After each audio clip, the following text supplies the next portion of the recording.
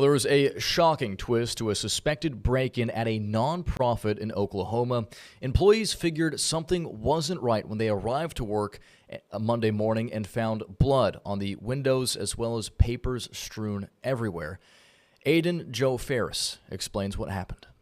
For employees at the Lyft Community Action Agency, it looked like a normal start to the workday. I came about 7 o'clock in the morning. The door was open. I thought maybe it just didn't get locked shut. But it didn't take long to realize something was off. And I came in, went to my office, and a little bit later, Terry comes and said, hey, we think a break-in. Doors were open, files were scattered, and the deeper they looked, the stranger it got. The ceilings all caved in. That's when we first started noticing the blood everywhere, blood all on the window sills, and pretty much everywhere you look, there's blood everywhere. Every window, every door. That's when curiosity turned into caution, and police were called. One of my coworkers was like, don't touch anything. It's been a crime scene. So the police came up to me. He said, yeah, it's been blood all over the wall. And I looked and I jumped back and I was like, what? And she said, yeah, I guess it was a crime scene. And it was blood trampled everywhere. Everything at the scene pointed to a break-in, even to police. They said there's no way this could be an animal, especially with the size of the hole in the ceiling. It was huge. It looked like a guy fell through it.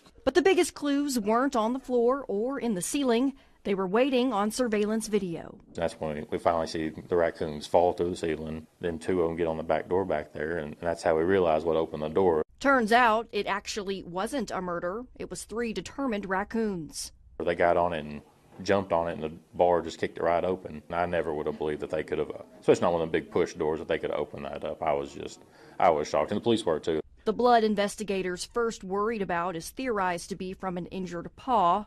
2 of the raccoons made a clean getaway.